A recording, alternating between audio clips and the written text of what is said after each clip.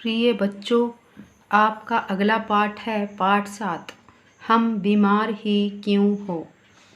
इसका केंद्रीय भाव है, यानी पूरे पाठ का जो सार है वो यहाँ दिया हुआ है। प्रस्तुत पाठ में लेखक ने बताया है कि बीमारी का उपचार कराने से अच्छा है बीमार ही ना होना। स्वस्थ रहने के सामान्य नियम इस पाठ में बताए गए हैं। शरीर 5 तत्वों से मिलकर बना है: आकाश, वायु, अग्नि, जल और पृथ्वी। लेखक ने संतुलित आहार, प्रातः भ्रमण, व्यायाम आदि को स्वास्थ्य के लिए हितकारी बताया है। इन उपायों से हम अपने जीवन में स्वस्थ रह सकते हैं। संतुलित आहार के लाभ एवं संयमित जीवन जीने की प्रेरणा इस पाठ से प्राप्त होती है। उपचार का मतलब है इलाज, और हमारा जो शरीर है वो आकाश, वायु, अग्नि, जल और पृथ्वी से, इन सब तत्वों से मिलके बना हुआ है। लेखक ने संतुलित आहार मतलब कि पौष्टिक भोजन, और संतुलित का मतलब है ना उसमें ज़्यादा कोई भी चीज़ की मात्रा ज़्यादा ना होना, संतुलन में होना, इसलिए उसके संतुलित आहार मतलब खाना या भोजन। प्रातः भ्रमण यानी सवेरे का भ्रमण, व्यायाम यानी एक्सरसाइज करना आदि को स्वास्थ्य के लिए हितकारी बताया है। यदि हम ये उपाय करते हैं तो हम स्वस्थ रहते हैं। अब आगे हम देखेंगे पाठ में।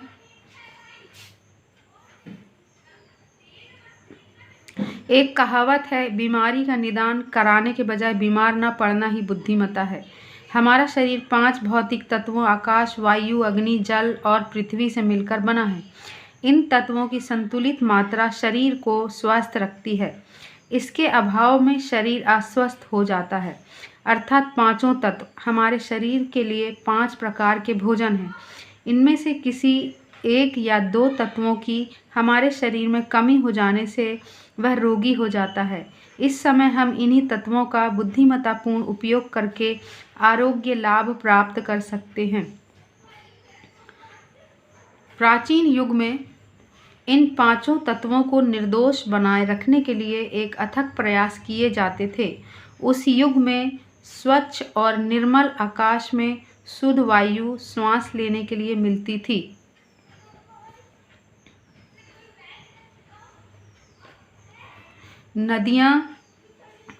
नदियों का पवित्र जल प्राणों को शक्ति प्रदान करता था। सूर्य के प्रकाश का श्रद्धा और भक्ति के साथ उपयोग किया जाता था। धरती माता के द्वारा प्रदत्त अमृत तुल्य अन्न, फल और पेय पदार्थों से मनुष्य स्वस्थ, सबल और सतेज रहता था। लेकिन आज इन्हीं 5 तत्वों को प्रदूषित करने के लिए विश्व में एक होड़ सी लगी हुई है। वन उपवनों को नष्ट करके शहर बसाए जा रहे हैं जो वायु को दूषित कर रहे हैं। आए दिन अणु बमों के परीक्षण होते हैं। फलस्वरूप ऋतुएं अपने समय पर नहीं आती और हम महामारी से हमेशा ग्रस्त रहते हैं। जल अशुद्धि का यह हाल है कि गंगा, यमुना जैसी पवित्र सरिताओं में नगरों का नारकीय मल और कल कारखानों का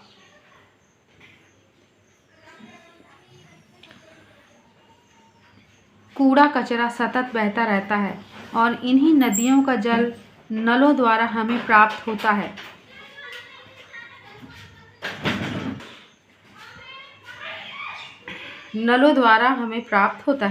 पृथ्वी पर फैले खेतों में रासायनिक खाद का मनमाना प्रयोग कर उनकी उर्वरा शक्ति को नष्ट किया जा रहा है। उर्वरा शक्ति अर्थात उनकी फसल उगाने की जो क्षमता होती है उसको।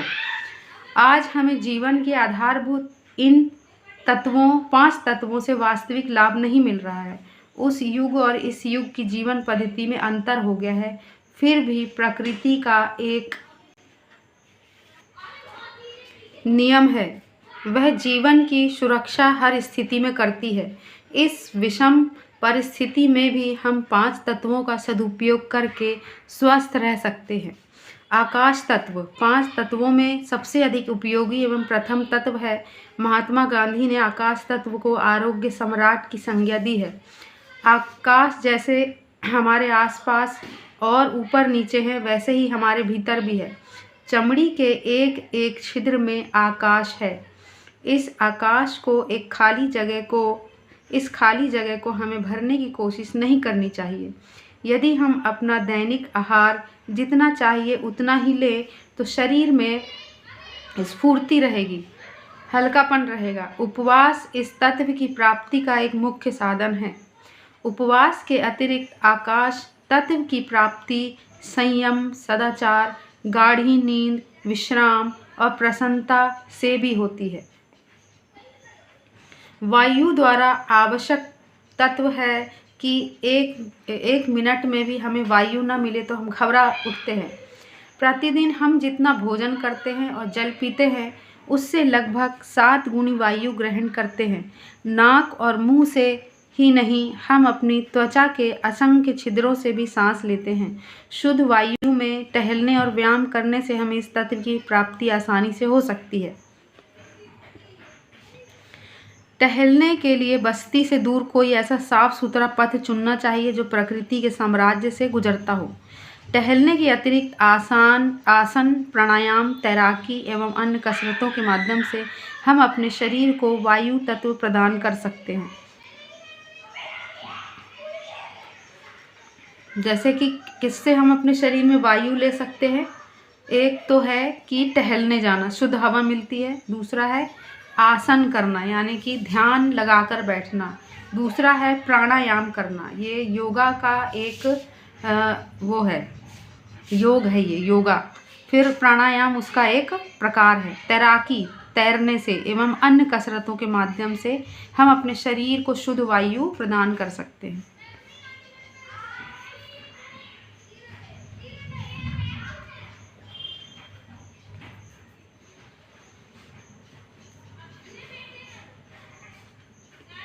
आगे है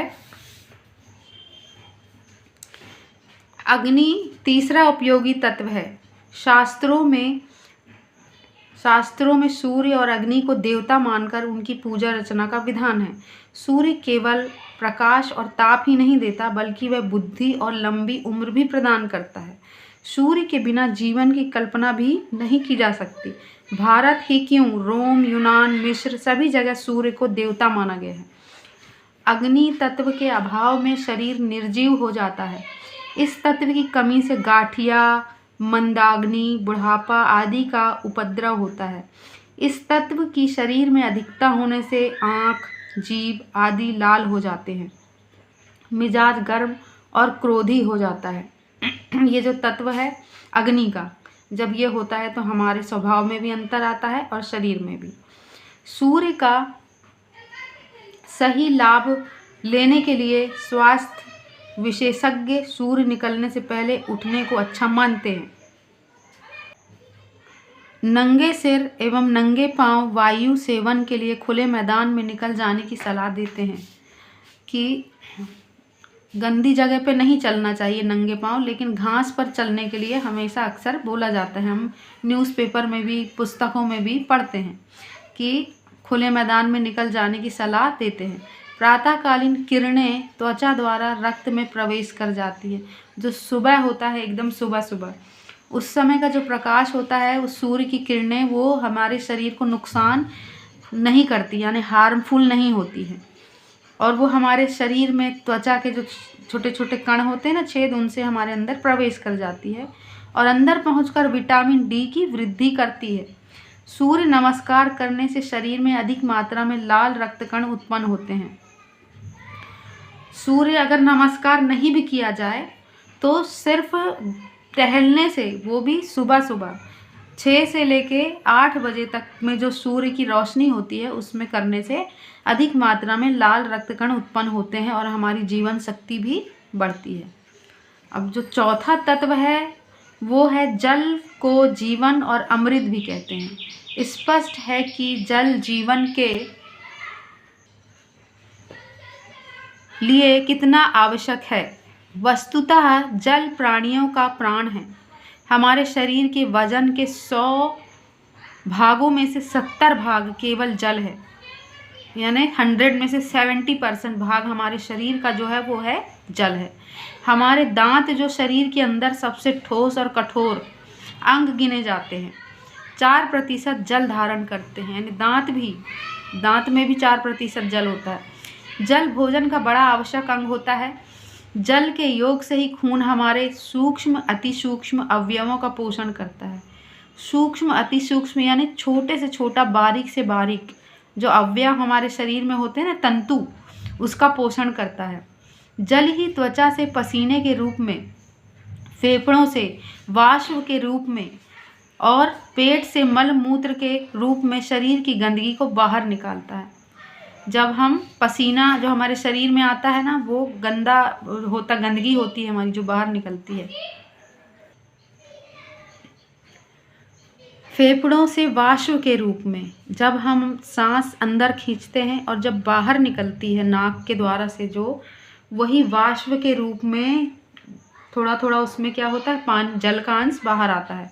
और पेट से मल मूत्र के रूप में गंदगी, शरीर की गंदगी को बाहर निकाल देता है। कौन निकाल देता है?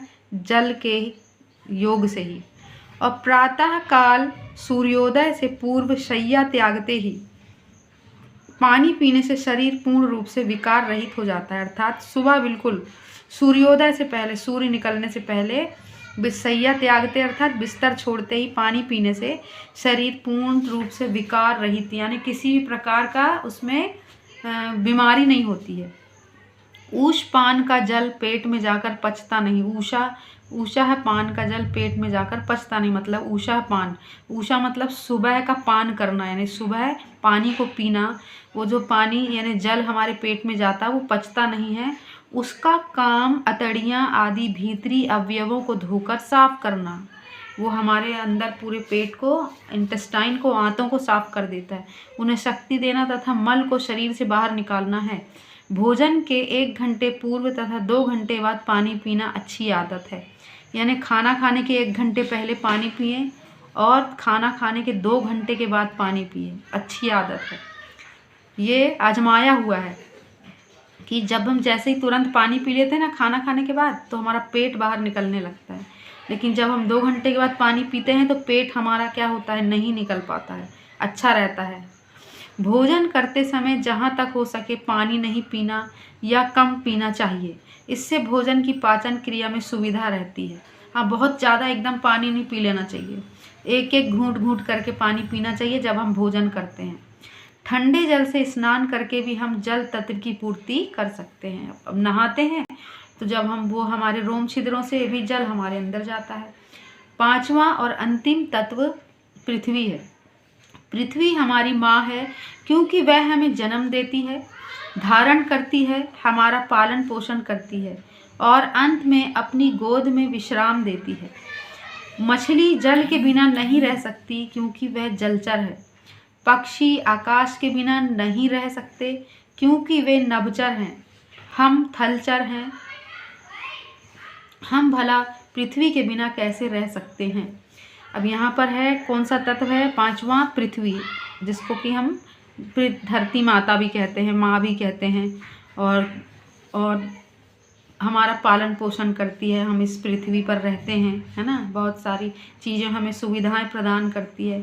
अब उसी प्रकार से जैसे कि मछली जो है वो बिना पानी के नहीं रह सकती क्योंकि वह जल में रहने वाली है। पक्षी आकाश के बिना नहीं रह सकते क्योंकि वह नभ में रहने वाले हैं। हम जो हैं वो थलचर है। थल मतलब पृथ्वी पर रहने वाले। हम भला पृथ्वी के बिना कैसे रह सकते हैं? जो कुछ खाते पीते या उपहार के रूप में हम लेते हैं वे सभी वस्तुएं हमें कहाँ से प्राप्त होती हैं?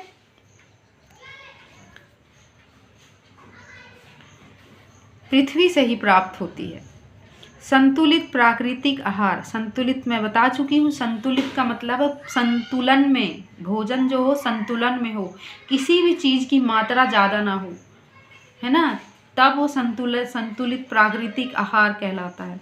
जीवन का सबसे बड़ा वरदान है। दूध, फल, अंकुरित अन्न, हरी सब्जियाँ, मक्खन, शहद आदि वस्तुएं भोजन में समुचित मात्रा में होंगी तो पृथ्वी तत्व जो है वो संतुलित बना रहेगा। आगे देखते हैं। भोजन के विषय में एक सामान्य नियम यह है कि उसमें एक हिस्सा गेहूँ, दाल, घी, तेल आदि एवं 4 हिस्सा दूध, फल, हरी सब्जियां आदि होना चाहिए। यानी हमें मोटे अनाज के साथ साथ गेहूँ, दाल, ये घी, जो रोटी चपाती हम खाते हैं ना, ये सब ये मोटा अनाज होता है। और इसके साथ साथ हमें क्या लेना चाहिए? दूध, फल, हरी सब्जियां, ये सब चीज़ों का भी हमारे भोजन में शामिल होना चाहिए। व्यक्ति अपनी उम्र, स्थिति और आदत के हिसाब से इनका चयन करे। यानी कि अपनी उम्र और आदतों के हिसाब से हम इनका सेवन कर सकते हैं। और स्वस्थ रहें। नंगे पैर घूमना, धरती पर सोना, मिट्टी से स्नान करना आदि पृथ्वी तत्व को प्राप्त करने की अन्य क्रियाएं हैं। भौतिक शरीर को 5 भौतिक तत्वों से ही स्वस्थ रखा जा सकता है।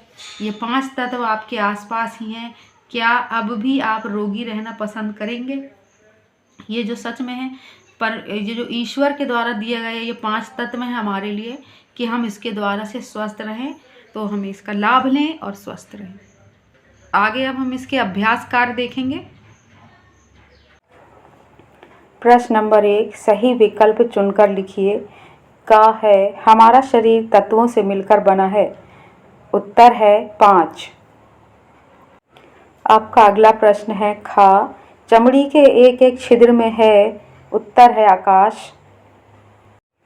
अगला प्रश्न है ग, हम जितना भोजन करते हैं, जल पीते हैं, उसकी तुलना में वायु ग्रहण करते हैं।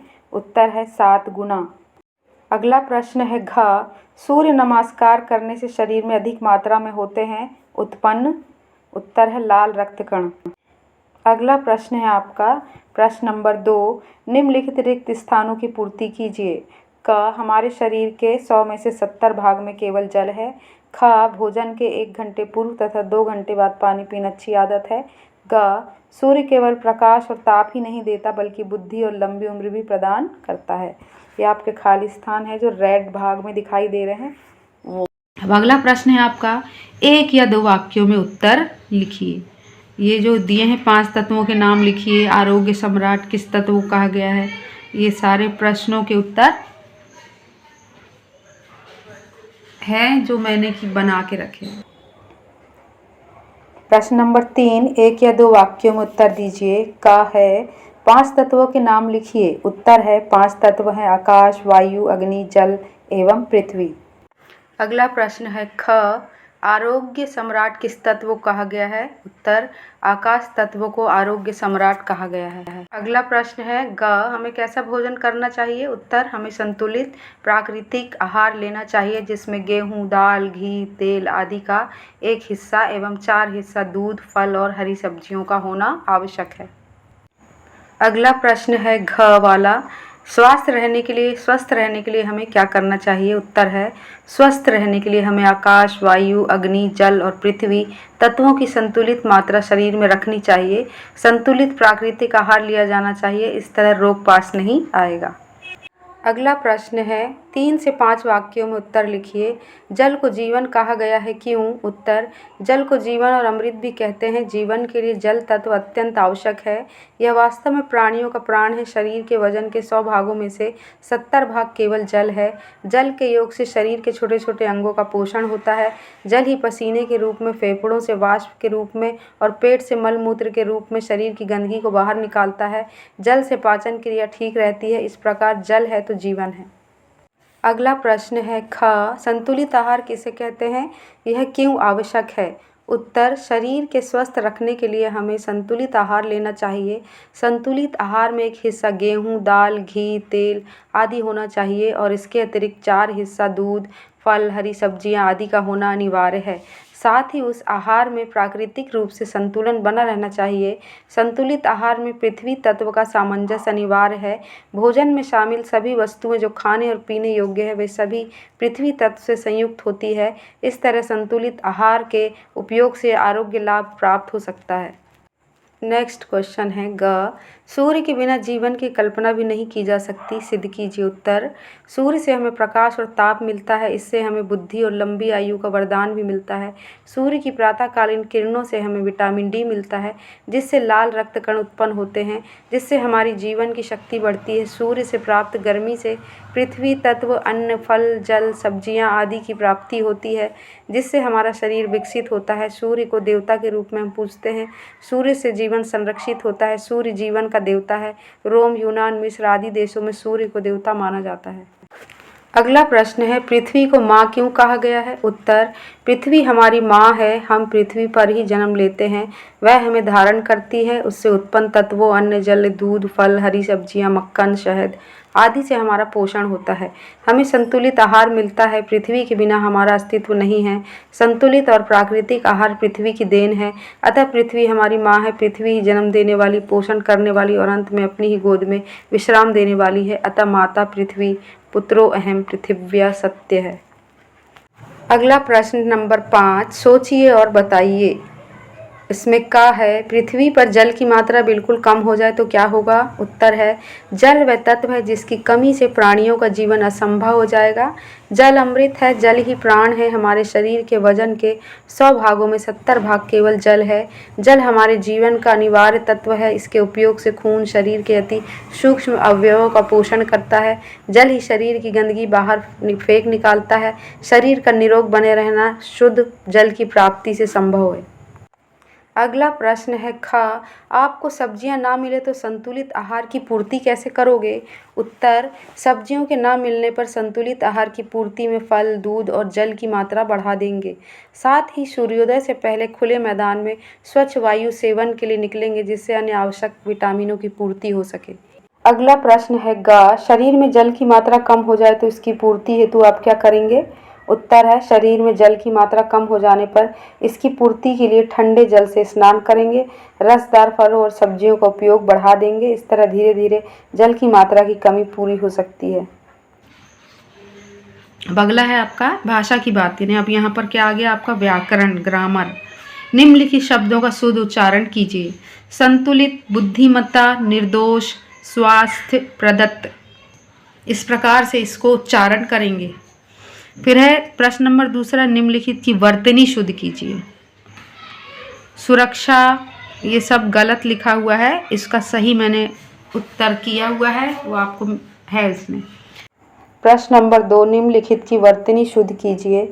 सुरक्षा, वायुमंडल, सांस, निर्मल, ये सब गलत लिखा हुआ है। उत्तर है, ये लिखा हुआ है सुरक्षा, वायुमंडल, सांस, निर्मल, भक्ति। अगला प्रश्न है आपका, उदाहरण के अनुसार प्रत्यय लगाकर नए शब्द बनाइए। देखो, बनना और आवट, ये मिलके हो गया बनावट। ऐसे ही लिखना और आवट होके हो गया लिखावट। सजना आवट बन के हो गया सजावट। लिखना आई से बन गया लिखाई। दिखना आई से बन गया दिखाई। सीखना आई, सिलना आई से बन गया सिलाई। प्रिय बच्चों, आपका ये पाठ 7 भाषा भारती कक्षा 6 पाठ 7 हम बीमार ही क्यों हो कंप्लीट हो गया है। अब अगला नेक्स्ट लेसन आपको अगले वीडियो में मिलेगा। इसे सब्सक्राइब करें, शेयर भी करें और लाइक भी करें। तब तक के लिए नमस्कार।